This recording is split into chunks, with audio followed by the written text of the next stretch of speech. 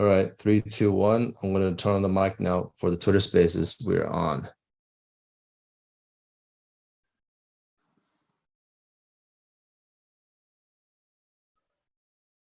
Welcome, Mithil.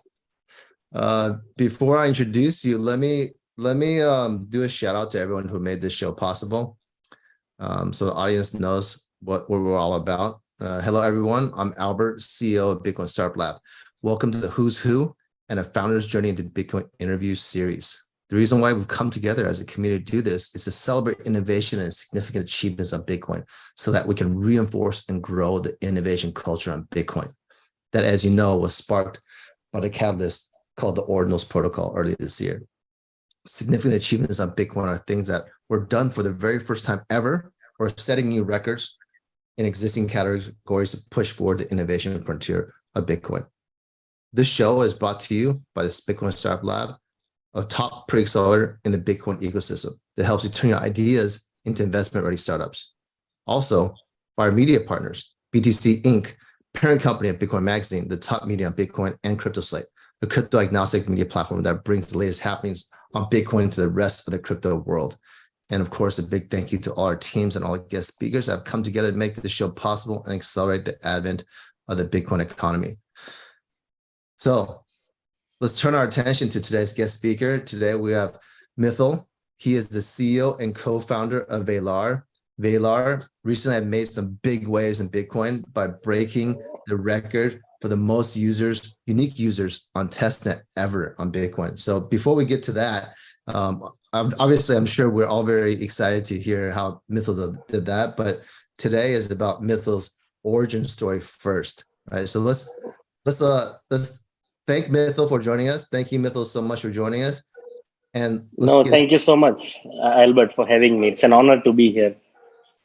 Yeah, likewise. It's an honor to have you. We're all very excited. And again, by you sharing your origin story, we're going to inspire more people to know that, hey, every single success story comes from humble beginnings. And this will inspire more people to want to build on Bitcoin, which is great for all of us, right? We're all here to build a sustainable Bitcoin economy. So let's start. Before you, what can you tell us about yourself before you became a founder? I understand you started very early, but even before that. Well, where do I start, to be honest? So I come from a very, very, very small village outside of a city called Surat in the Gujarat state, which is in western part of India. I grew up in a I would say a lower middle class family, and Bitcoin changed my life. I mean, I'll come there later, but I think, like me personally, I am the I was always the odd one out. Not really did well in school or university also, but was never really interested in how things work usually in the world. So was always kind of a rebel. Was never like attending classes in schools. Teachers always used to complain. And also, like, there's an interesting story about my university days which I would like to share. So I went to a good university in India. I did my computer science in bachelor's. I mean, I did BTech in computer science, but in my final year, there is so it's one of the best universities in India to get a good job out of your computer science program. And there were around like 30,000 people in my university, 7,000 people in the same batch, and over 1,000 people in computer science. So usually everyone gets a good placement. All Fortune 500 companies used to come.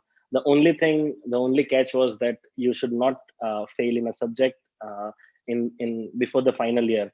And I actually failed, so I was not eligible to sit for placements, and couldn't get a job out of university. And that was actually why I started my first startup in in India. So in a sense, you got lucky for like failing was like actually worked in your favor. So that's excellent. That's excellent. Yeah. But, okay. Let me ask you a question. So you're a rebel and you're the odd one out. Were there, before you embarked on your more formal startup founder experience or journey, did you do any side hustles or like have like small businesses, or what was like Yeah, like I indicators did that a you knew that you wanted to yeah become an entrepreneur? yeah so yeah so when I was in university, I started a side hustle because so last 1 year when they come to accept you for placements, I couldn't sit for placements. I was free. I couldn't like apply for jobs. I couldn't do anything.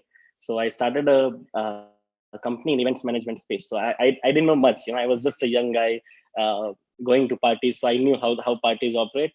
So I started a e-ticketing platform called intix.in. But I always wanted to like build something unique. So I was kind of the first platform in India which was also a P2P reselling platform for parties, concerts, and private events, and like private club parties. So that's why the name was Intix. It was short for insured tickets, that if you buy a ticket you can also resell it. So that was the innovation, but it didn't work out. But happily it didn't work out, because like while doing it, I was staying in Mumbai. I was operating it out of Mumbai because Mumbai is the fashion and like the events capital of India.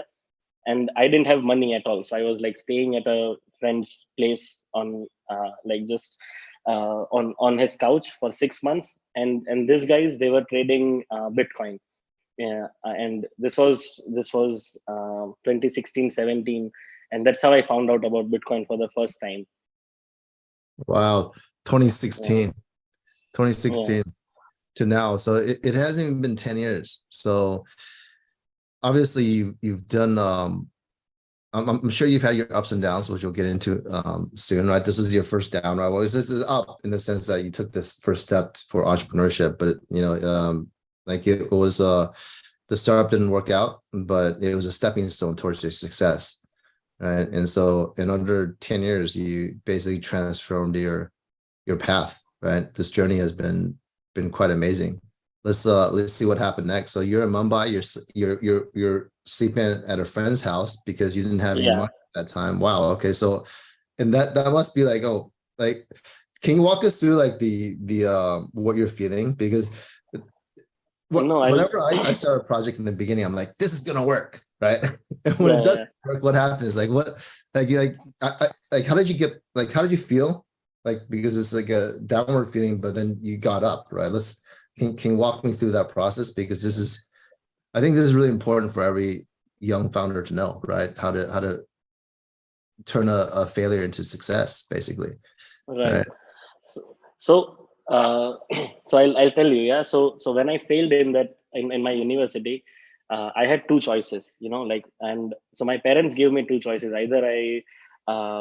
either I wait for a year, apply. I mean, give the exam again, pass, and do a job, or I can go for further studies in the US. That's what like most people do. Like in India, after you do your BTech, you go for masters and some good university in the US, and you get a good job, six figures. That's the plan. Like that's most of all. That's what most of my friends also did. They either go to US, UK, Singapore, Australia. So I had these two choices, and but it costs a lot from India if you want to go to US. So I figured out how much, and it was my father's savings for 25 years, whatever he had earned throughout his life. So I said I couldn't do that. And anyway, I was not much interested in like applying again for the jobs. I was never much interested in joining the normal corporate life. So I have a thing which is for myself. I write blogs also.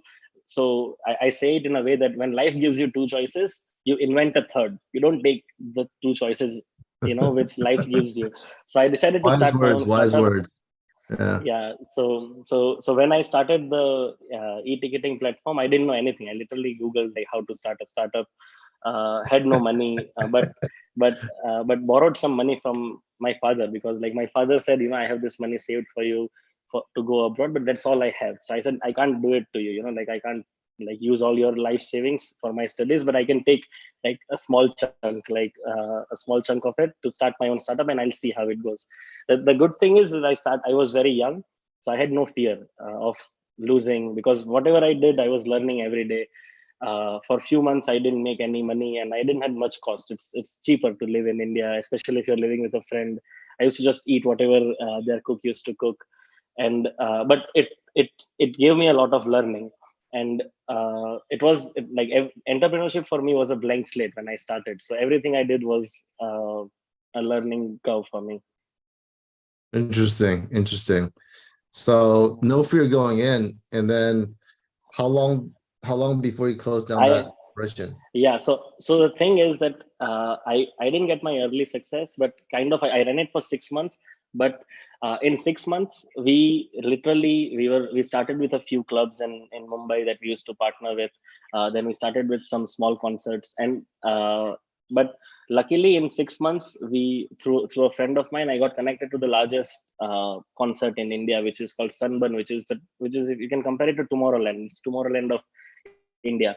And we got to partner with them. We did one of their event, and that's when I made my first, like, it was small money, maybe like $400-500 in profit at that time, which was huge for me.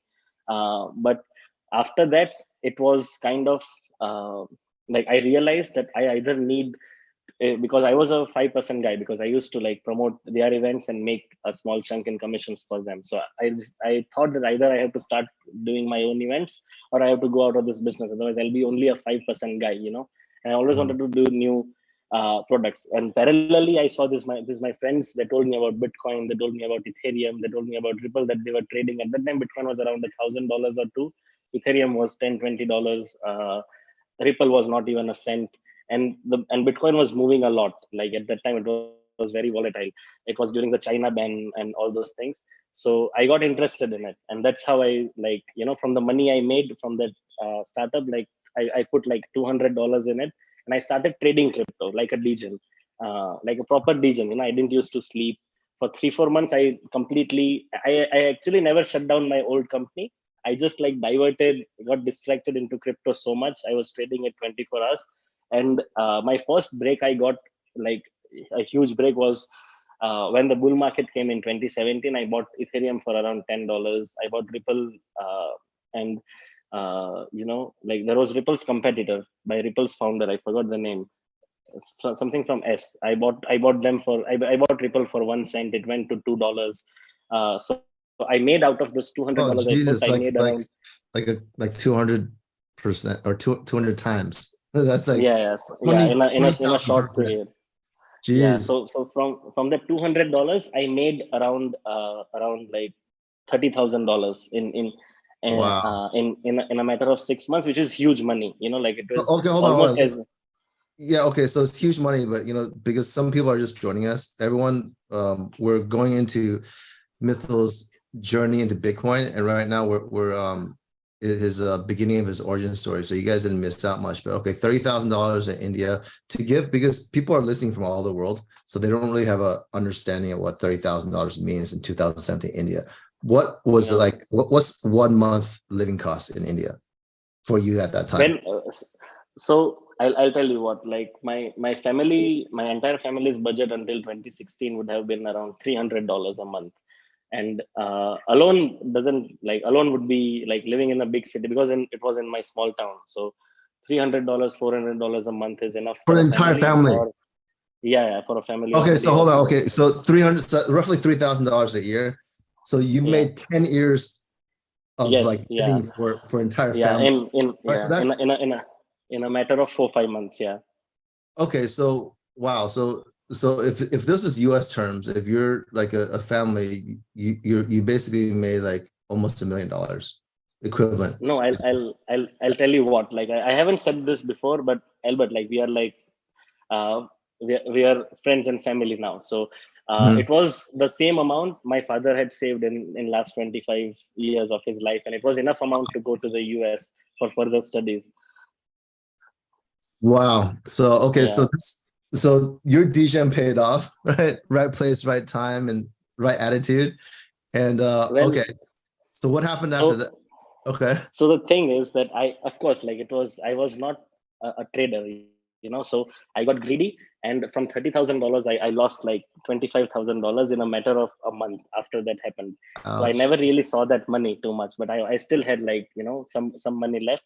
So again, when I lost it all, my parents, they came and they said that, like, either you can go to US for further studies, we'll fund, or we'll take loan, or I can like just apply for a job, like it was good. I had fun for a year, I learned few things. I ran a startup, I did some trading. So now it was like time to get serious about life.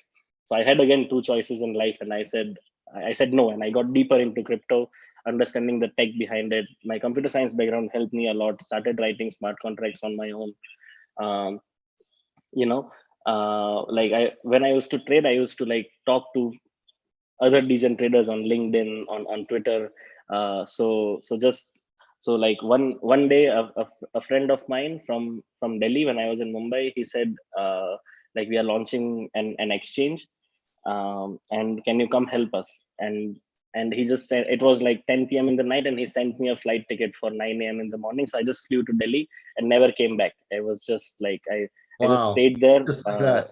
and yeah, and launched a crypto exchange in, like, they had the product built. They wanted me to handle the entire business side of it. So like, in 3 days we launched it.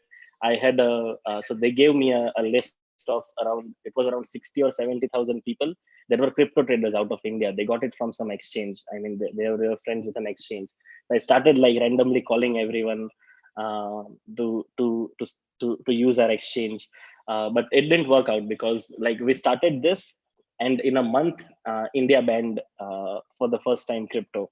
It was, I think it was end of 2017, when India banned crypto. So we had to shut down overnight again. So so that's when I started Quill Hash, which was, like, the shutdown happened on Thursday.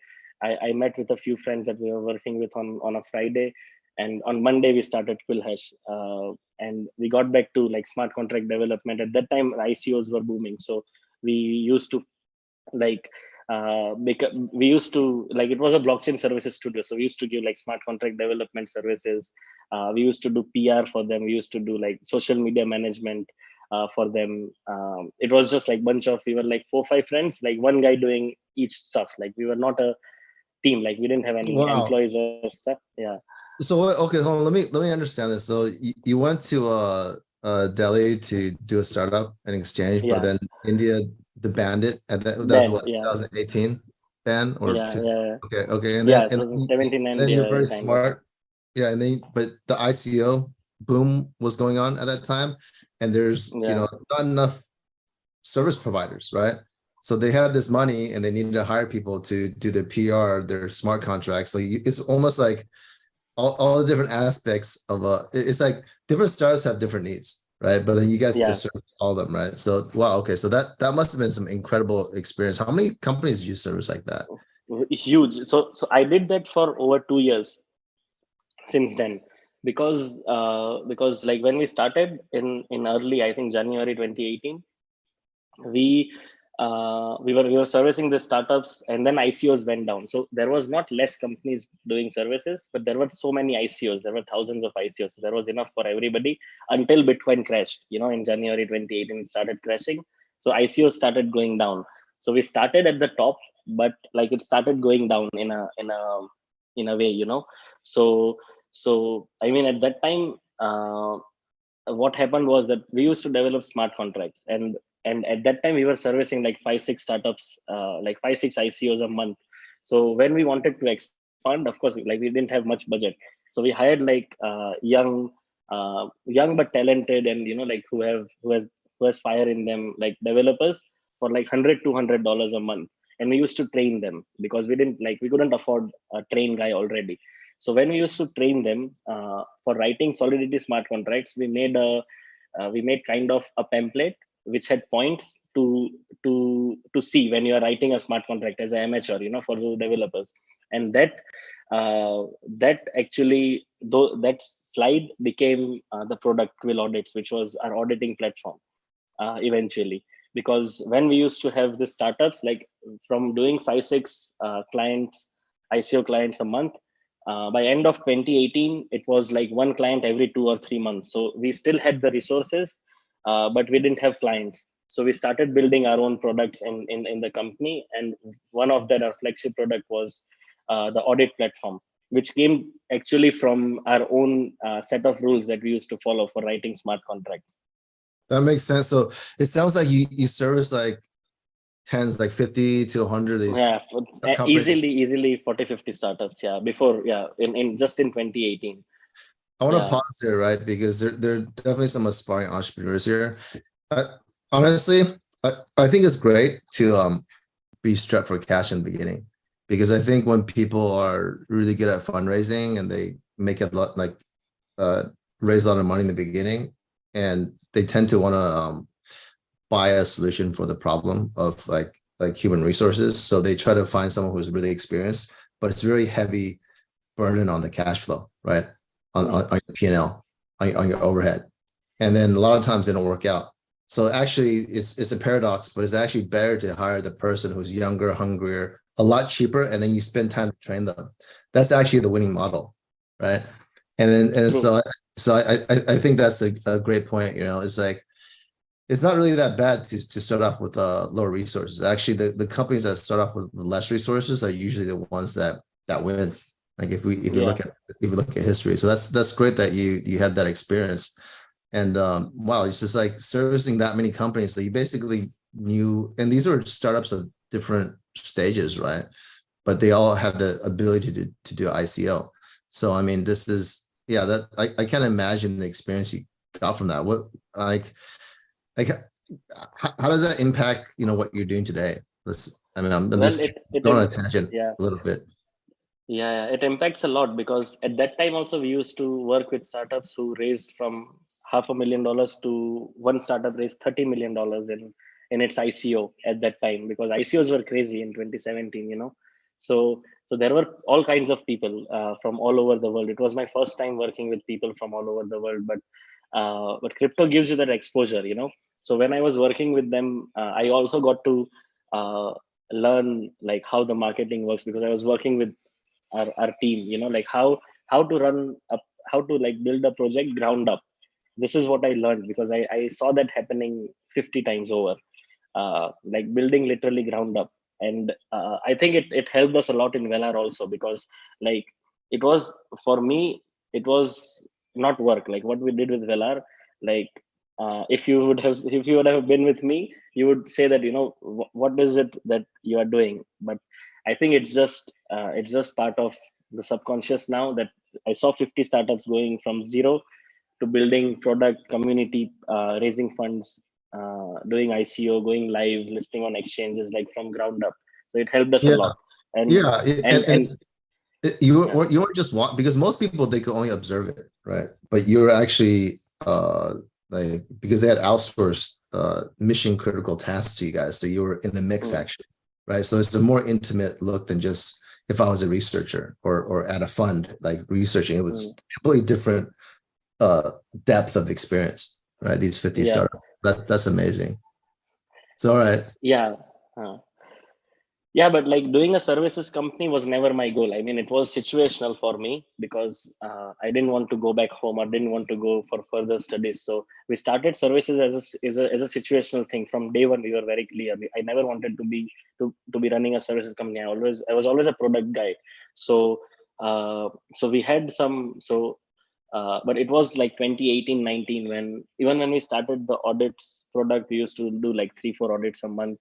From there, like in 2019, when ICOs completely died out, there was no new project launching. And there were like 100 audit companies in the world, but like 40 products launching every month on Ethereum. Okay, there was, at that time it was only Ethereum. So so it wasn't working well, uh, I mean, at that time. And at that time, I got a chance to get back into trading, because I was trading before I started Quillhash. And the people we were also we started Quillhash with, they were also traders. That's how I met them, through LinkedIn, or through other means. So we made some revenue in the company, but like we didn't have much runway. So we decided to experiment with trading our own money that we made revenue in the company. So we used to like make mostly our revenue in bitcoins at that time. So we made a lot of mistakes at one point. uh, so at that time we were holding, because we used to make all our revenue in bitcoin. At one point, we had like 8 bitcoins in our I mean in our wallet. But suddenly Bitcoin crashed. It was, I think, December 2018. It crashed to $3,000, and that time we had to sell 7 Bitcoins to keep the company running. So we made like proper rookie mistakes where we didn't manage our balance sheet in the bank, and like like we learned that we should always have 3 or 6 months of runway in the company, so you don't have to let go of the resources, or like so you don't have to sell Bitcoin at the absolute lowest of the cycle. So we were just we were just learning, but because we were all young, we had the I would say we had the luxury to make those mistakes that we made during those years. uh, but it's a journey. I mean, whatever you do, it's a stepping stone to your journey overall, right? Right. So you got Yeah. back into trading, and how long did you do that for before you did your next So startup? so when we started trading, luckily it was the time when BTC went from 3,000 to $12,000. So we made some good money out of that, like in the company, which we showed to a few of our clients only in the company.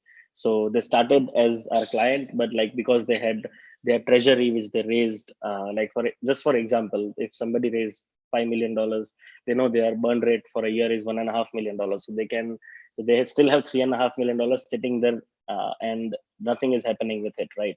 So we started approaching our clients, who would like to put their who would like to put a certain part of their treasury, and give us to trade, and we started trading with that money. That's how the fund was established.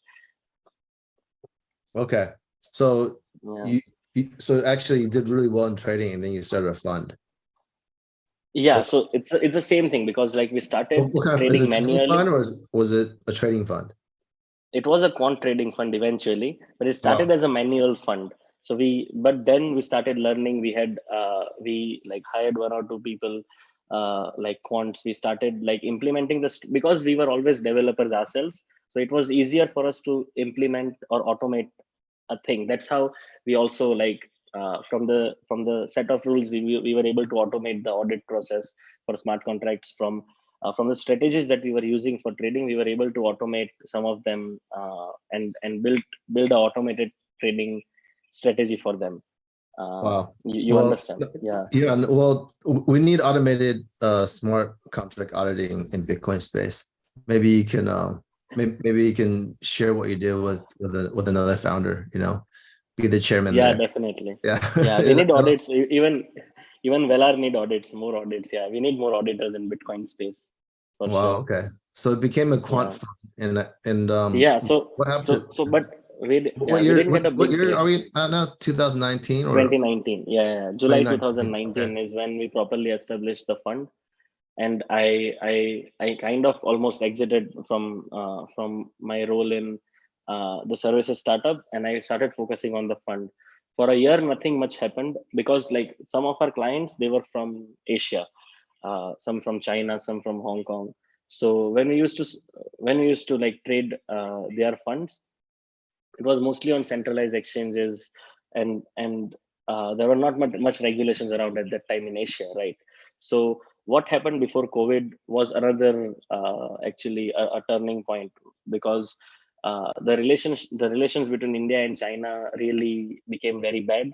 It was just before COVID, and that was one of the reasons that they shut down all transactions and all businesses happening between India and China. Oh So at man. that time, yeah, at that time, our all our investors, they pulled out the funds. uh, I mean, from the fund, which we were only running for 6 months, but they had to pull out. And it was the time when we had to make money, because the second half of 2019 we didn't make any money. But they still had to pull out because the governments banned all the transactions and payments happening between the two countries. So I started looking at the on this side, uh, the Middle East and Europe side, and we raised some small funds from an investor, a European investor in Dubai, and and and then COVID began, in 2020. So this person who was like testing with a few Bitcoins and few Ethereum with us in the fund, he actually was very adamant for us to move to Dubai, for the reason of, so for so that he would like feel more confident on us and put more money on us. But at that time it was COVID, so it was around the first wave that I even though it was banned, I flew to Dubai from India. And it was like proper COVID, because like they did my tests 3 times before I reached Dubai. I had to quarantine before in Dubai after reaching also, before my test could come. And and when I met some of our investors, they again said the same thing, like like we would put more money, but what are your thoughts on moving to Dubai? And the same way I moved to Delhi, I just stayed in Dubai. I didn't come back. Wow. Yeah. Wow. What a journey. So this is 2019. What are we in 2020 now? 2020 now. Yeah. During Okay. COVID. All right. Yeah. So We're I getting moved very to, close to the inception of ALR here, guys. So for yeah. those of you who's just joining us, you guys are joining us at the perfect time. But I would like to pause right now to point out something. You have the hallmarks of the serial entrepreneur, right? Of the successful entrepreneur, because there's two things that I think are most important, no matter what country you're from, what area you're from, or even what industry you're from. I saw these are two universal traits of successful founders, or not just founders, but successful founders. And one is grit, because every time, basically the market shits on you, right? You get back up, right? You Yeah. get back up. So that's grit. That's grit, guys. And the second thing is you guys you're highly flexible, right? I mean, this doesn't work, all right? Get back up and let's try something else. Right. So those are the two hallmarks of entrepreneurs. So if you guys are listening in the crowd, and if you found that you can't pay attention in school, you don't like school very much, you want to do something else, then hey, maybe you just might be the DNA of a successful founder. So you guys, with that said, I encourage you guys to join the hackathon or join the Bitcoin Startup Lab, right? Which Mythil is also a part of. But let's get into the next step right now. So it's 2020. You got into Dubai, right? Because Yeah. your investors said you got to go in Dubai in order for us to invest more money, right? Yeah, it was because of regulations, because there was no crypto regulations in India around running hedge funds, and especially in a LPGP structure in a crypto hedge fund. So that's why, to put more money, we had to regulate ourselves properly. That's why I had to move to Dubai. But it was just before, it was like 6 months before the bull market began. So it kind of paid off for us really well, because we raised a lot of funds during COVID when the market was down, sub 10,000, and then when the bull market picked up, it worked really well for us. When was DeFi summer? DeFi summer was 2020. Oh, so wow, okay. So COVID was like the beginning of that year, and that's when you're going Yeah, into Dubai, right? And then yeah, like that's when I later, yeah, yeah. oh, okay. So all Def- right, I'm seeing it. All right, so this is also interesting, right? So you're like, okay, small time entrepreneur trying to like do a side hustle with clubs, right? And then slowly but surely you're like leveling up until now you're on the yeah, other side, on the fun side now. Okay, so yeah, it's full yeah. circle. All So right, all right. This is quite a journey in just it's what 2017. It's like 3-4 years. yeah, That's yeah, wow. yeah, That's a complete. hustle, Yeah, man. Yeah, not bad. All right, so let's keep yeah. going. Like we're 2020, hit the DeFi summer, so Yeah, so boom. I All right. moved to Dubai during DeFi summer. Didn't catch much of DeFi wave because we were trading perps. So that's what we were doing. We used to, like, primarily we used to trade perps. Any time I tried to like, because it was investors fund, we didn't used to like invest in altcoins. We were only trading perps on Bitcoin, Ethereum, Litecoin, Okay, Ripple. But there also we narrowed it so down. let's Yeah. for people who don't understand what perps are, can you in layman terms, how do you explain a perp? So a perpetual contract is a futures contract. So futures work in different ways. So future contract is basically you bet on a asset to either go up or down. You can bet both ways. And and if you know, like forex or in stock markets, the future contracts is basically you can bet for a particular date that this token, or basically this asset, what will its price be, or if it will go up or down on a particular date, for example 1st of September or 1st of October. So these are future contracts on which you can bet on the asset's price to go up or down. But perpetual contract is a contract without uh, the end date, so without a particular date, so it just keeps running perpetually. That's why it's called perpetual contract. Uh-huh. So you use it basically uh, for either leverage trading. So you can use a limited collateral to bet more on a particular asset, either way, or up or down. Or perpetual contracts are used to basically use one collateral to be able to trade another asset. So for example, if you want to and it's particularly in forex, because if I have money and I want to buy, for example, half a ton of gold, I won't go and physically buy half a ton of gold. I can just buy the future contracts of it, so it's easier to trade multiple assets, and then people who just hold dollars, it's easier for them to trade in, uh, to still have an upside or downside from an asset like Bitcoin or Ethereum without holding Bitcoin or Ethereum on their balance sheet. So it works really well for institutions. Okay, awesome, awesome. Okay, I'm beginning to see the beginnings of Valar here. I'm beginning to see the beginnings of Valar here. All Yeah. right, so how did that do? And then like what happened between the DeFi summer in 2020 and you starting Valar? What So happened it there? was it yeah so it was the fund worked really well for us, based on the timing, because when I moved to Dubai, I was kind of also one of the first people to move to Dubai from like the Indian crypto scene, because at that time Dubai was not a crypto hub. Like major crypto hubs in the region were Singapore and Hong Kong, and some parts of Korea, and Japan and Taiwan maybe, but like Dubai was nowhere in the crypto scene till 2020. And that also helped me because when I moved to Dubai, there were not many crypto people in Dubai, and 2021 was when everyone moved. But by that time, because I was settled in Dubai, it helped me a lot to make better connections. I was also kind of helping a lot of people in basic stuff, like just like suggesting my Indian other crypto founder friends like where they should live, because they were very new to Dubai. Because when the bull market hit, a lot of people had to move to Dubai because there were regulatory issues. There were, like This tax was issues with 2021, many right? crypto founders. Yeah, Okay, 2021. and Yeah. then so who are some of the people of note that you made networking during this time? Can you share some of the people that you met during this time? Almost everyone, man. Like I was, like anybody who came to Dubai, like early 2021, I met. I mean, it was including like all major Indian crypto founders. I knew them from before, but like I came closer to them when I was in Dubai. Like, what are some of the major Indian crypto founders at that time? Uh, Polygon founders for sure. WazirX, which was India's largest crypto exchange, their Wow. founders. It was many other protocols. So Router protocol, which is a cross-chain bridge, their founders. There was a similar decentralized asset management platform called Nord Finance. Their founders. Wow. There was like one of the earliest dexes ever on Polygon, Define. Their founders. So they all had to move because the bull market came, it all picked up, they had to move to Dubai. And at that time, I was the only guy from Indian crypto scene from Yeah, like you were there early before them, right? 2017 Just time. just yeah, Yeah. okay. Yeah. Nice. Okay, So so that definitely worked to your advantage. That's good. Yeah. yeah. Super. All right. Yeah.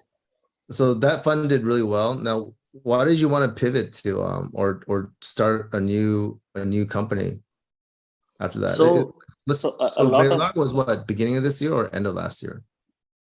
beginning of this year, Velar was everything was this year. Okay, wow. Okay, so you guys are moving fast. Okay. So what happened between 20, like, okay, are we at 2021 now? So 2021, you're doing all this thing, it brings you to 2022, Yeah. right? So I was still running the fund. The fund is still active. Uh-huh. But if you see, like I always wanted to build products, and I had a like a thing for user facing products always. I mean, that's why I started my first company, e-ticketing platform. It was a user facing product. Then I did services because it was situational, and audit became a B2B product because also it was situational. And then the fund also became B2B, but I always had the thing for B2C startups. So I was always looking forward to like building something on the user facing side. And initially I thought I'll make it out of the fund. So from the fund we decided to build the strategies that we were running for institutions, we decided to do it for retail, and that's what I was exploring at that time. That like building a decentralized or a centralized asset management platform for crypto for retail users. So it would have included structured products. It would have included like fixed income products. That's what I was thinking.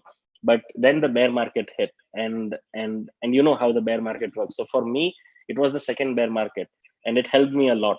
So it was kind of my first bull run, because the earlier bull run I didn't know anything.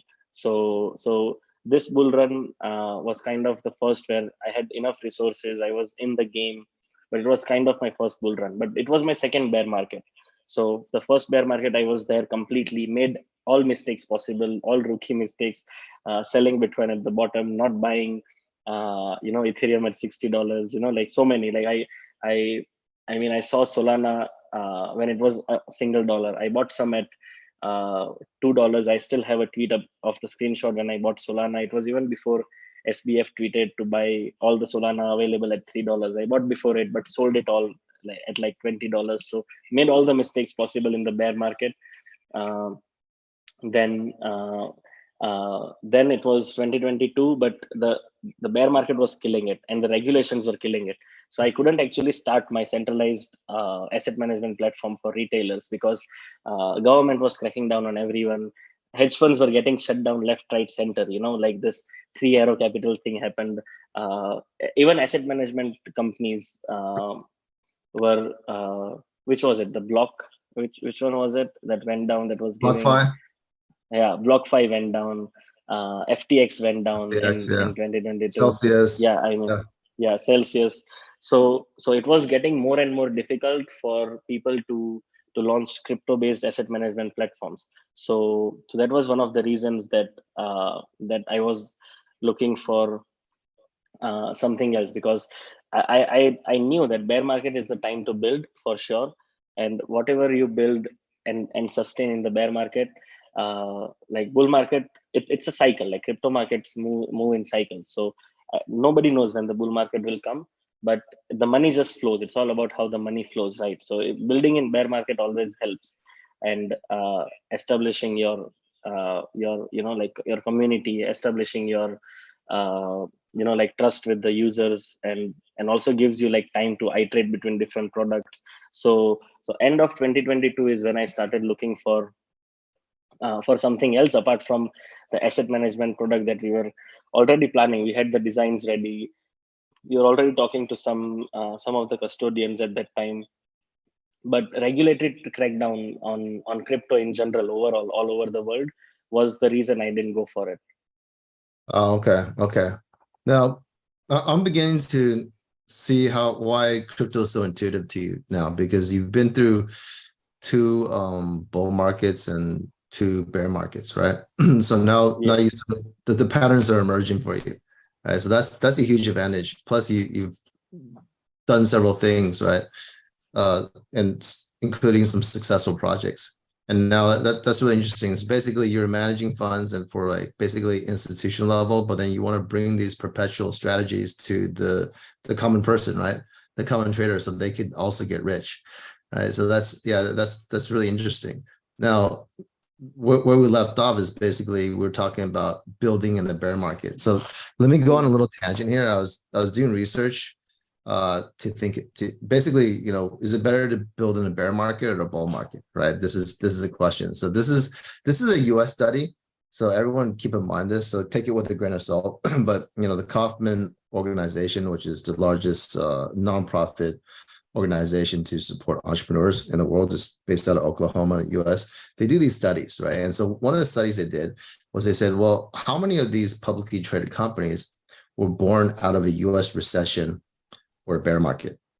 Okay, they found out almost 2/3, right? But then that figure, over 50%. But it becomes really interesting when you find out that the U.S. economy is only in recession or bear market about 20% of the time, right? So that's 5x. So that's like almost double the number of companies coming out of bear recessions versus out of a boom or a bull market. That's 2x already, but then 20%, that's 5x. So that's 10x more companies coming out of a bear recession. So, and not to mention, of course, Apple and Microsoft also came out of recessions too. Okay, so these are $2 trillion companies, right? So this is also, you know, a hallmark of entrepreneurs. When the going gets tough, we realize it's such a good opportunity because in a bear market, there's less competitors. Like your marketing money goes way further, right? And also the cost of running your business from cost of living to offices, everything goes down, right? It goes down. So by doing like the same amount of work, we cover a lot more ground in the bear market, right? And then when it comes back up, guess who's prepared to wow the investors, right? It's the people who are building the bear market. So what you're doing is brilliant, right? So it's like going to the bear market, and most people will probably pull out, but you're like, let's go in, right? So Actually, this is I saw this. Yeah. yeah. Go ahead. Yeah. I saw this. I saw this happening in the last bear market, because in the last bear market, I'll tell you. So when we started in 2017, the services company, there were 18 services company in Delhi itself around crypto. So there were so many companies Yeah. servicing ICOs. You know, some doing only PR, some doing smart contract Uh, development, auditing. And by the end of 2019, just within 2 years, there was only one company left. That was ours. So the thing is, I saw that how people are impatient with crypto.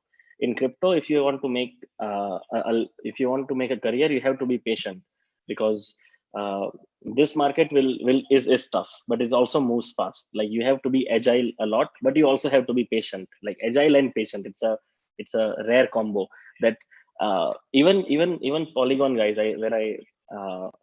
they started in 2017 early. We audited their one contract in 2018. I know them since they were probably $5 million startup.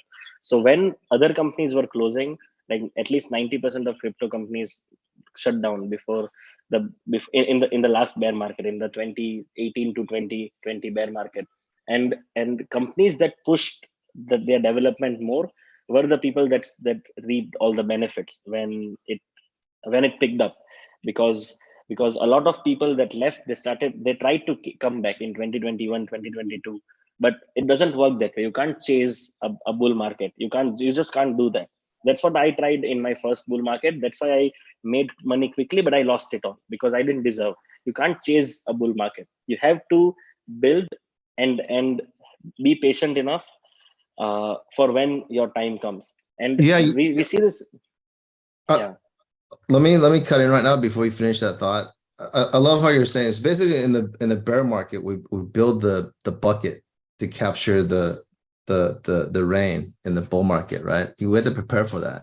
And you really Yes. just changed my perception right now, because I was talking about adaptability and grit, but agility is adaptability. And probably the most important thing to be persistent is having patience, right? If you get impatient, you want to like do something else. So that's really awesome the way you explain it. So going back to you, what were we going to say when I cut you off? Yeah, the thing is, yeah, talking about just patience, that I'll tweet about it tomorrow. Like I told you, like I bought Solana at $2.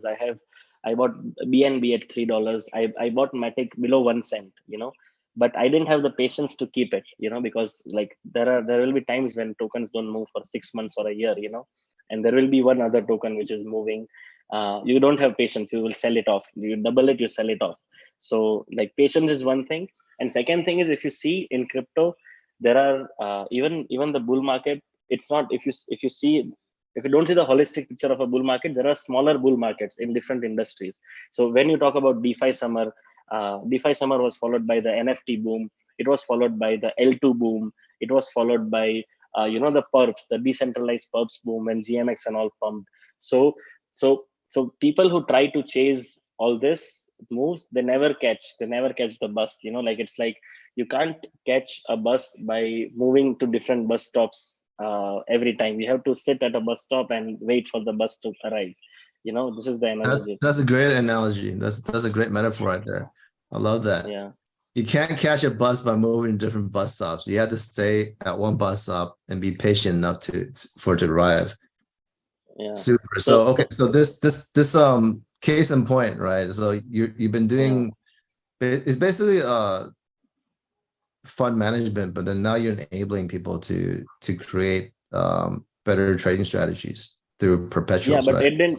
Yeah, it didn't work out because we couldn't get regulatory uh like permissions. It would cost us a lot, and we are still young.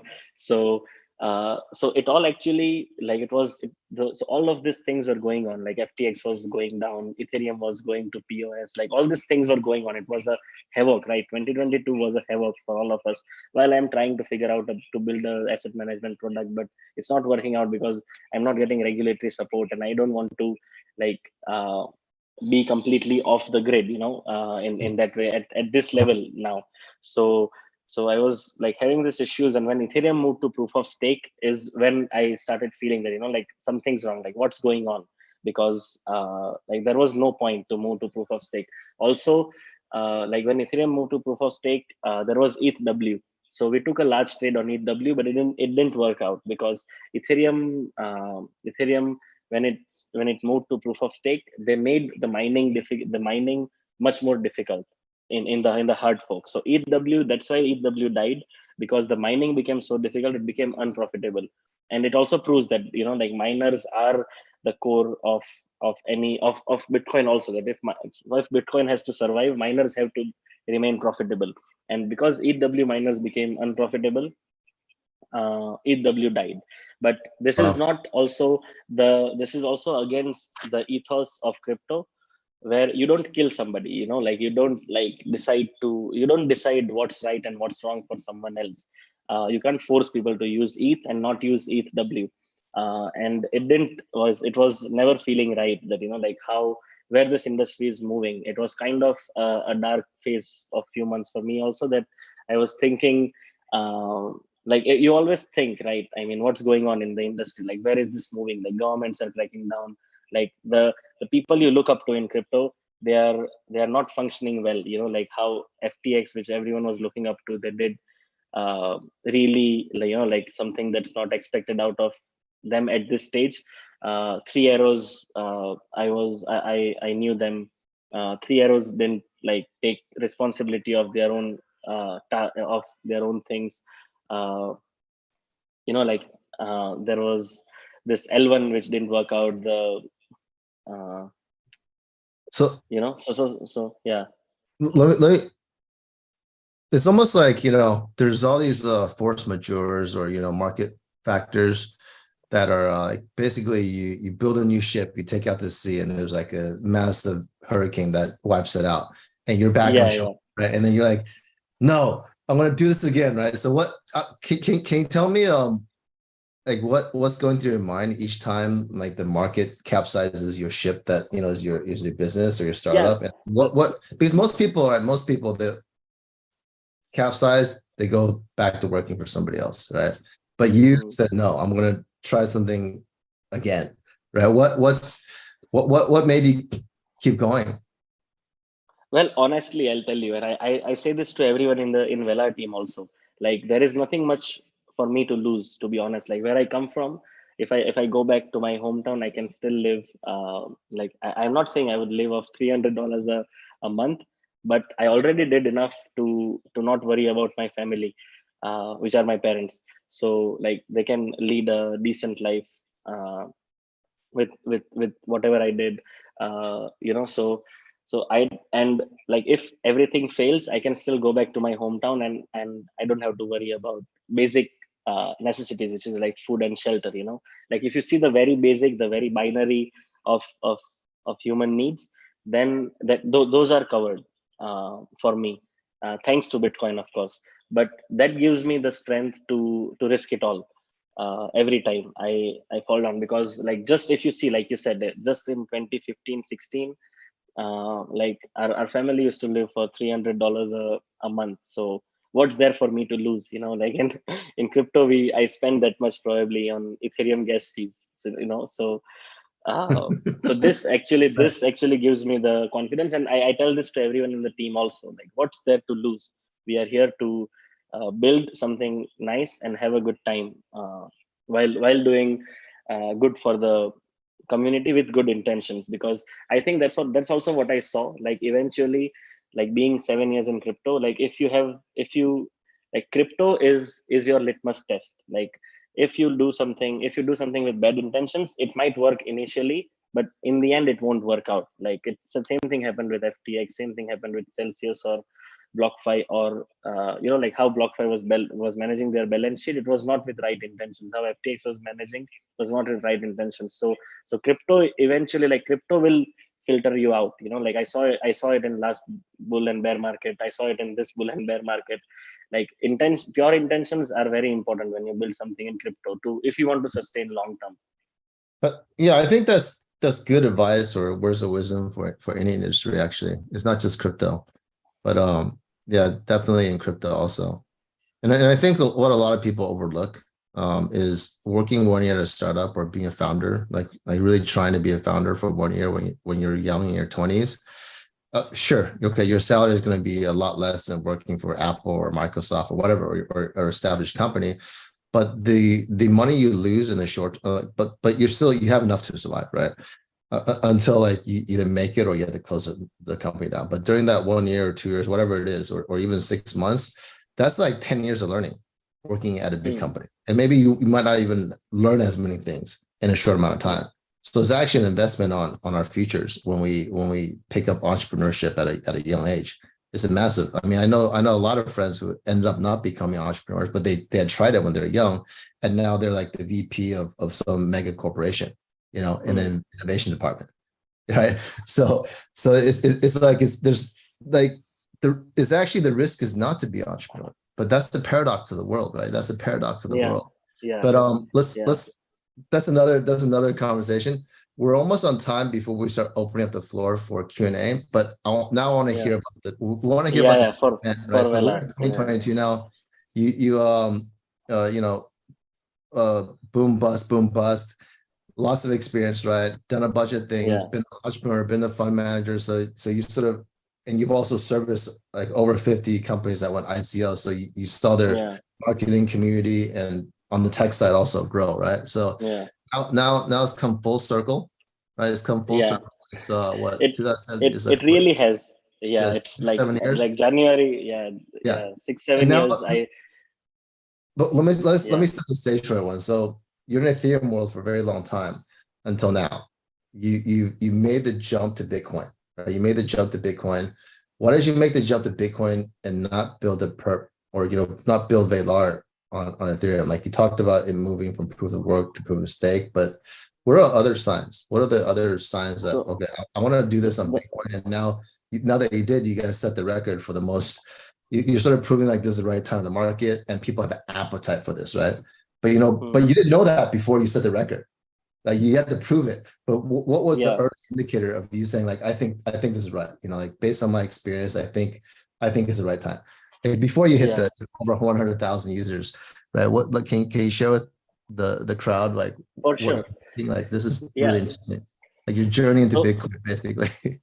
So I was literally just in my parents' home in January of this month, just like trading from there, and our co-founder Arvind, he called me one day. He said you have to look into ordinals. There are like 5,000 ordinals now. It's a new protocol. I looked into it, and it was a deja vu moment right away for me and Arvind both, that we saw it happening with NFTs on Ethereum, that NFTs came to Ethereum with CryptoKitties, congested the network, and that's how L2s were born. So it all actually, like you said, it all came together. I started in crypto by trading Bitcoin. The first exchange I worked with was a Bitcoin only exchange. It was an exchange to only trade to buy Bitcoins.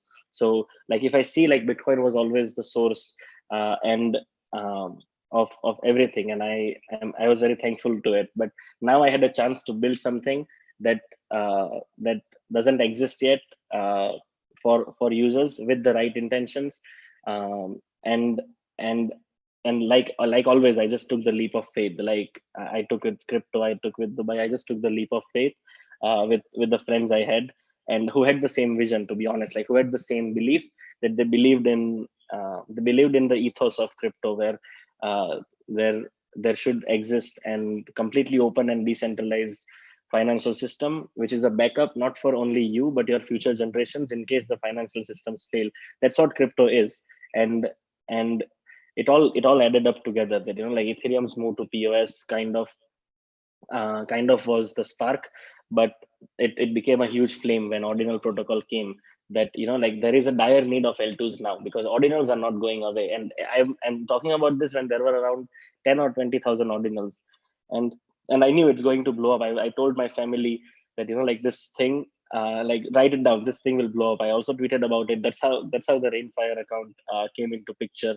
It was very early. We started buying and seeing how ordinals work out. BRC20 didn't even exist then, and we started thinking like what can happen. And one day I was like looking into stacks. Of course, like I knew stacks, but I never looked into it from a builder's perspective, right? If I wanted to build something on stacks, and I saw stacks, I got to know about Nakamoto upgrade, and I just market bought $10,000 worth of stacks. It was, I think, in February or something. I tweeted about it on Rainfire account, and in 3 days it doubled. So I took it as a sign that I have to do something about it. Like it was before like ordinals picked up, and after ordinals picked up, stacks also picked up, because like it was a narrative then that now everything on Bitcoin will work out. So it literally happened in 48 hours after I bought stacks, and I took it as a sign. We started building on it. Like literally, it was like me and TJ are my co-founder. He was always working with me for past 5-6 years. Jacob, I told you, he was my neighbor in Dubai. That's how I met him. We became really good friends over last couple of years, and because we were going through the FTX thing together, we were going through Celsius, BlockFi. We saw the bear market together. So I called him up. He said he can. He said he can just look into it. He learned Clarity in 2 days, wrote the first version of Velar's Dex in next 1 week, and literally it was how fast we were moving. And we had this, all of us, we have this thing in mind that we wanted to show our proof of work. So we wanted to be completely lean, completely bootstrapped, because we also didn't know at that time that if this market will really work out or not. And that was one of the main reason we didn't raise funds till we reached 100,000 users.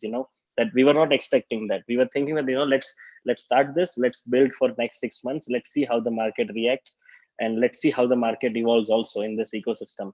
Because at that time we didn't know anyone in the Bitcoin ecosystem much. Like we were not deep in the Bitcoin ecosystem, we were comparatively new. So for Bitcoin ecosystem, so we were just trying to test it out. But I think all our learnings that we did, that in crypto you should move fast and always build product first. Like I believe we should build product first, and then we should build community, because people mostly they do the other way, and it's not fair for the community because they don't know what's coming and what's not. So actually the first ever tweet from Velar's Twitter, if you see down, it's like maybe like 500 tweets down now, is the announcement of launch of incentive of testnet. So we literally had zero community until we launched testnet. So okay, let me there's two things I want to ask you there, right? One is, Yeah. let me just make a comment about building the product first. I want to point out that you have a lot of experience, and that's why you understand the market, right? And then that's why you're able to make that bet. But without that knowledge, it'd be very hard to build the right product like you guys did, right? So actually, without knowing it over like several years, you guys, because you're entrenched with the market, interacting with the users, being a trader yourself, right? You had intimate and firsthand experience, right? So you're in that case, it does work if you build the product first. But as history has shown, it's great to line up customers, but you already knew the customers were there, right? And that's why when you built the product, they came. No, so we were the first customers. So when we started designing Velar, the first thing was that we want to build the product for ourselves, because we were disappointed with the other dexes and platforms which were there in the Bitcoin ecosystem, from a user perspective, that they could have done better. I mean, I would spend 10 seconds and I could see 10 flaws. So like we were the first users of Velar, and we built Velar as users, to be honest. Yeah, no, that's the right way to do it. That's the right way to do it. But before we get into the why Valar is better than other DeFi, and how you broke this record and set a new record, how when you saw that, your co-founder Arvind, right? He said, hey, look, check it out. When Ordinals only had 5,000 inscriptions, so that's basically in January. That's like just a couple. In end of January. Yeah, end of January. That's like thousand one week since they made the public announcement, right? Yeah. I think it was a January 21st or January 20th when they made the announcement. So like basically, yeah, less than 10 days you saw this, and then you saw the sign. Like how, like most people would probably from Ethereum. Okay, most, I mean, I have a lot, like you, we have both a lot of friends from Ethereum. People say, oh, that's just a fad, or that's just like, Yeah, yeah, or like that's gonna go away, right? But yeah. why did you think it was gonna stay? Uh, so I'll tell you, maybe it was small greed also in a positive way, because honestly I was never so early in anything in crypto, because I know how much difference it makes if you are just early. Like seed investors of Solana, Ethereum, they made so much money because they were early. And me coming from non-crypto background, like when I joined, like when I joined crypto, Bitcoin was already over $1,000. Like I was never very early in crypto, and when I saw this, I realized it instantly that if this becomes big, I have a chance to be very early, and I'm not letting it go for anything. All Like right, I was, good. yeah, Boom. All right, so yeah. that's all right. So that's where I experience comes to that. All Yeah. right, So so I mean, so even it was even before I thought about Velar, I got deep into ordinals. I mean, me, Arvind, we own a lot of ordinals. I own like sub 5,000 ordinals also, some really rare ones, but it's my personal thing. It doesn't have to do anything with Velar, but I decided I'm not going to be left out of this particular thing, because first of all, it's on Bitcoin, it's on the mother chain. It's not like it's on Tezos or, like Solana, it's on Bitcoin. And the immutable data is what like grabbed my attention, that aspect of ordinals. yeah, no, that is Yeah, the huge advantage. So let's talk about Valar, because there's already a few DeFi on Bitcoin. Um, but let me just share with everyone, the biggest DeFi in Bitcoin, I think, has $50 million total value locked. Okay. So mm, put that into perspective. I think Ethereum total DeFi has over $50 billion total yes, value locked, right? yeah, So this yeah, is, if you combine all the, it's literally like what's if 50 billion divided by 1,000 is 50 million basically, right? So one is yeah, yeah, yeah. 0.1%. Bitcoin DeFi right now is 0.1%, maybe not even that, of Ethereum Yeah, DeFi, right? So you're coming at the right point time. zero 0.01. Yeah, there's like 1 to 1,000 basically, right? And Ordinals was a catalyst that kicked off the Bitcoin renaissance. You Mm-hmm. saw the signs, you jumped in, is the right move, right? But like when it's 1 to 1,000, what are the problems that you want to fix? What's different from your DeFi? Like, what do you think that you're able to reach 100,000 users, whereas No, other I'll DeFi tell you what. The thing is, others yeah, weren't able to, right? the thing is the intention. Okay, our intention is the same intention that Bitcoin was developed with in 2008. The intention is that there should be a backup, uh, mature and sustainable and scalable and secure financial system, which in case other financial systems fail, they should act as a backup and should sustain the world. And when Ethereum moved to POS, I consider Ethereum semi-centralized. It's not DeFi. So what you are using on Ethereum, call it semi DeFi or semi CeFi, whatever. So again, we were at square one, where there didn't exist a mature financial system to run day-to-day finance on proof of work, which is completely open and decentralized mechanism. So that's why we actually didn't look much, to be honest, because what we decided is let's take all the learnings from Ethereum, whatever they were doing wrong, and build the entire user-facing DeFi infra with Bitcoin finality in as fast as we can. Because what if Ethereum fails next year? Then so many people lose trust, money, so many things. So that's why we decided to launch Velar's first version fast. We have the second version under development now.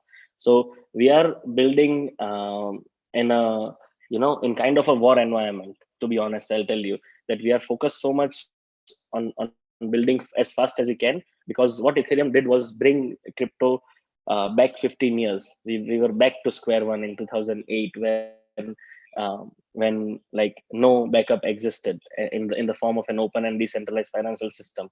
So we are so like it was our main motivation, and while keeping in mind good user experience, we always said that our competitors are not other DeFi platforms. Our competitors are centralized platforms, because anyway, other DeFi, they are not DeFi. And where are the users? Users are on Binances and Coinbases of the world.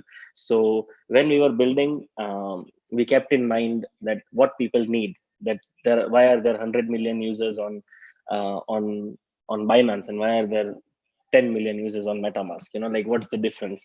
So while keeping that in mind, while taking all the learnings from Ethereum, we started building Vela.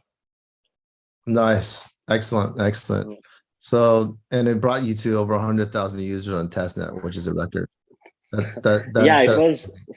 I'll tell you honestly, I'm telling to you that it was unexpected, because we were still testing. When we went on testnet, we got a few hundred users, because like some people from Stacks, they supported us, but we had to redeploy, because the first version of smart contracts were not that accurate.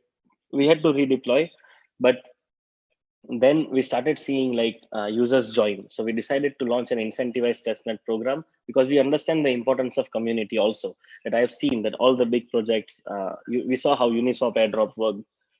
And and crypto is and anyway, like, it's a community project, so you have to, so it was kind of an extension of our belief that it's a community project. We wanted community to be a part of it. And I believe, I consider myself the same, that like how happy I was when I got Uniswap airdrop, because not because it was worth money, but because I felt like I had skin in the game. Like, I believed in something, I used it, and you get something out of it. Like, it's like you kind of like make your bond stronger with the users by having their skin in the game. And what are the ways to have their skin in the game? You either do an ID, or you do an airdrop. Like, it's some of the best ways. That's why, to get more community involved, we decided to do the incentivized test, and it worked out really well, because like we were pushing a narrative, and we are still pushing a narrative that like DeFi should also coexist on Bitcoin. If not only exist on Bitcoin, call Ethereum DeFi something else. Don't call it DeFi. Like, that's what I personally believe.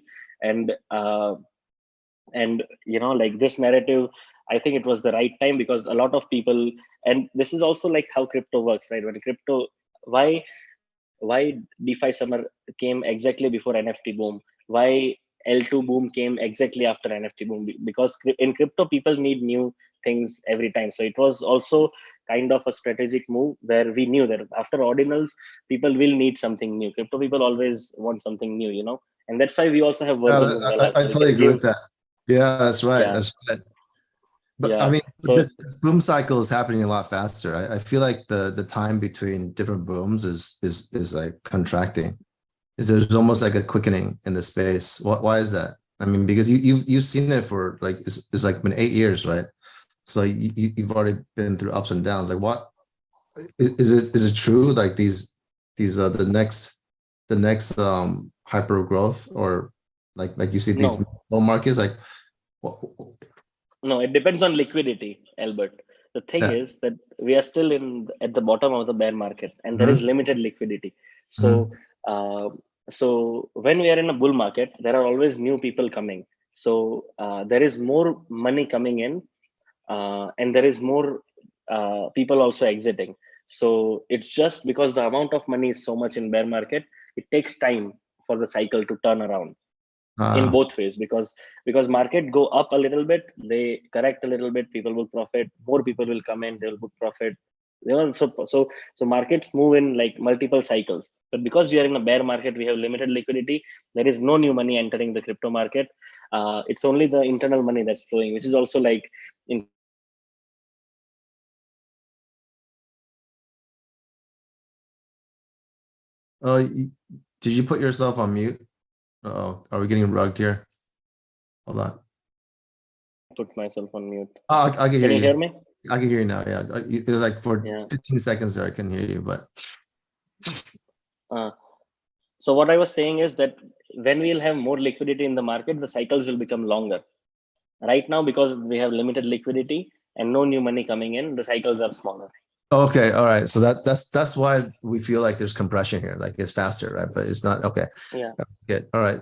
Okay, that's very insightful. So we have about 15 minutes left. So let's open up the floor.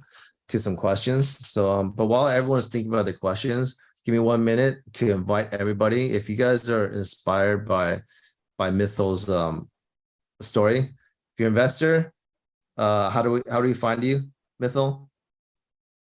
I'm always, I'm 24/7 on Twitter. Okay, all right. You So can okay, like join Velar's Discord. I'm active on Velar's Discord also. okay. And then if we want to like join your team and work with Velar, right? It's like some talent also on Twitter. Is that how they find you? We posted few jobs recently on LinkedIn. Find Velar on LinkedIn and you can apply for open roles. Okay. We are actively hiring. Find Velar on LinkedIn, guys. Velar. And finally, how do your users try you out? Because as I understand it, you guys, your beta has been launched, right? Yeah, we are live on beta mainnet. We call it beta. It's actually proper mainnet. We call it beta mainnet because like like Clarity is a comparatively new language, and our core contracts uh, are non-upgradable. So we want to make sure we don't face any issues 6 months or a year down the line when the ecosystem is more mature. So we'll run the beta mainnet for a month, see if there are any further issues with the smart contracts, and then go full mainnet. Super, super. Okay, and then let's see. For those of you who want to ask questions, raise your hand to be speaker, and the host here will make you a speaker. And so let me do 1 minute here, guys. If you're inspired by Mythal's founder's journey, come sign up to the Bitcoin Olympics. We've got over $100,000 in prizes now. Build something that matters on Bitcoin. Okay, it's already started. You can go to @BTC Startup Lab and sign up for that. Or if you feel like, hey, I'm a serial entrepreneur, or I have an idea, or I want to turn my idea into an investment worthy startup, come to the Bitcoin Startup Lab. It's a 12-week bootcamp focusing on helping you turn your idea into investment worthy startup on Bitcoin. Right? And we are technology agnostic, so doesn't matter what technology you want to build with, as long as you're building something that matters and helps create a sustainable Bitcoin economy. Join us. Thank you for that, and let's move this conversation over to the crowd. Does anybody have any questions here? See a lot of people here in the crowd. Does anybody want to ask any questions? I'm just going to like pick up some people because oh wait, actually, Bobby, can you man it and see if Jeff here or somebody else wants to ask any questions? We have 10 minutes here. This is a rare we have the ordinal side. All right, hello. Hey guys. I actually had a quick question in terms of Velar. I recently found out about it, and in terms of like programming language itself, like I know you guys use Clarity. Um, I'm just trying to understand like how difficult it was compared to say Ethereum Solidity. And I don't know if you already answered this question or not in terms of like building your platform and getting all these tools to work. So the functions and compiling of Clarity happens in a similar way to Solidity. Of course, some scripts are different, but it's not, to be honest, like it's not very difficult to learn Clarity if you already know and you're developing on Solidity, because it works in a similar way, not exactly the same way. So it won't take more than a few weeks to learn how Clarity functions. If you already know Solidity, if you're learning from scratch, it's a different thing. Okay, I understand. So, I think that was just. By the way, I think you mentioned your CTO learned it in 2 days. Yeah, it's different because so our CTO is he has 20 years of experience in building fintech products. He was in the founding team of the largest payment gateway in that currently runs in Europe, and he used to run a MEV shop based out of Dubai before we started Velar. So we were kind of, when I was running a quant fund, he was also running a quant fund, and they used to, because they used to the MEV shop was a decentralized MEV shop, so they used to trade a lot on different pools, and to make sure of the security, they used to like rewrite code and try to basically hack into the smart contract. So he was well versed with probably most of the DeFi products that exist on Ethereum. So it was that edge of his that also helped Velar to go live so early, so fast. Excellent. Super, super. Thanks for that more color. Ordinal side, do you have a follow-up question?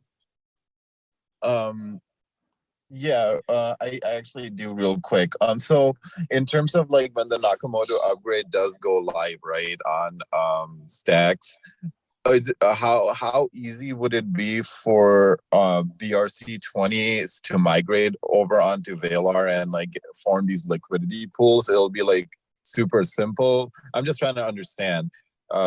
Is that how it will work? No, because ordinals and BRC20 are on L1, on native L1, and currently they are not on Stacks L2. But with Nakamoto upgrade, initially, I don't think they are going to bring ordinals to L2 in the same decentralized fashion they are trying to bring SBTC. But in future, I think they have some plans. But like I think Stacks would be the right person to ask that question, because whatever will be on Stacks can be on Velar. But we cannot just bring ordinals or BRC20 onto our DEX in a decentralized way. So if there are other DEXs in the ecosystem running BRC20 or ordinal DEX, it is in a custodial way. So if they go down, then you lose your ordinals. So we might implement. I mean, we would prefer to implement a decentralized solution. So we'll wait for Stacks to come up with a way to bring ordinals to L2 in a decentralized fashion. Okay, got it. Okay. So there's nothing such as like, okay, say like I have 600 SAT tokens of BRC20, and then I migrated over to like L2, and then you get issuance of like that many tokens on L2. That's not possible, right? At the moment. It's the wrapped version of it can be possible, but it won't be decentralized. Right. It will right. be centralized. Yeah. Okay. But there's no way to like lock that into a contract, like a smart contract. Well, you can make it trust, you can minimize the trust, but then it's always still custodial. Right. It will still be custodial. Yeah. In some form or the other. It can be like multi-signature or things, but somebody has to hold that particular ordinal somewhere. Well, okay. So can it say I provide BRC20 liquidity, right? I pair it up with SBTC, and I'm talking like I know there's certain pathways that are not built up to accomplish that, and I get that. But say in the future, if I choose to like put BRC20 with SBTC and provide that liquidity on layer 2, and I hold that custody in my own wallet, would that be possible? Similar to what Uniswap would be if you were to provide liquidity with their token? For ordinals, I didn't get your question. Yeah, my point, like, is there any way to make say I have like 500 Oshi tokens, right? I try to port those Oshi tokens over onto L2, but I provide the corresponding SBTC liquidity. So now there's an Oshi SBTC pool, but I hold the custody of that pool 100%, even though it's wrapped Oshi or whatever. But you can't really dump the BRC20s externally into that pool. You have to like kind of keep that system internal. Yeah, you can do that. Technically, you can do that. But why would you? But then it will be a custodial solution again, right?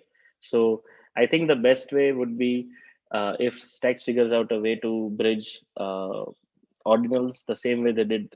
They're trying with BTC and SBTC, right? If that happens, then it will be much much trust minimized and decentralized for users, or even for apps like us to build something around ordinals. Until then, it will be custodial in one form or the other. Okay, sounds good. I appreciate it, because I think I got the picture of it. Thanks. Super. So next up we have Bit Alpha. Got any questions for Mithil? Hello, sir. Can I ask a question about airdrop? Yes. like early users? What is your plan about that? So, once we go full mainnet, currently we are in beta mainnet. Once we go full mainnet, we are also raising a small external round for Velar.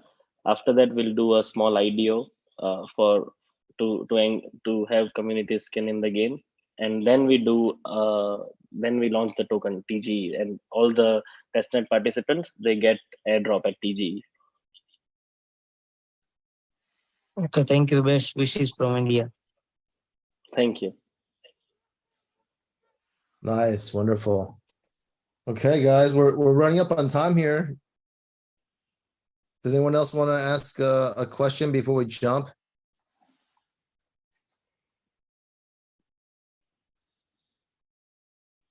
All right. If not, I'm just going once, going twice. If not, you know where to find Velar. Again, how do they find you, Mythal? Can you let's put something in the Twitter Spaces chat there.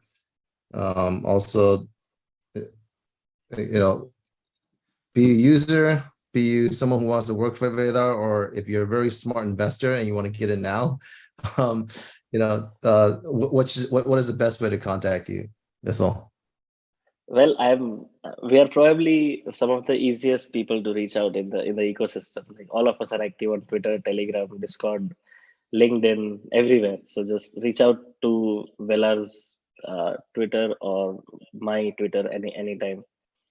Okay, so it's Velar, VELAR, and Rainfire, right? Yes. Great. And last thing before we jump here, Velar's logo looks like an infinity sign, but like an 8. Like what's the? Can you share like what your logo means?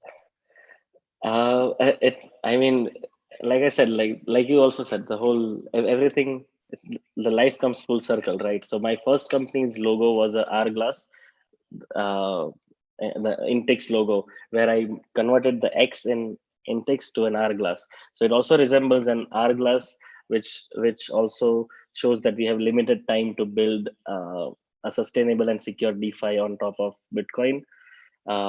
It also it is infinity because of the infinite potential of what Bitcoin can do.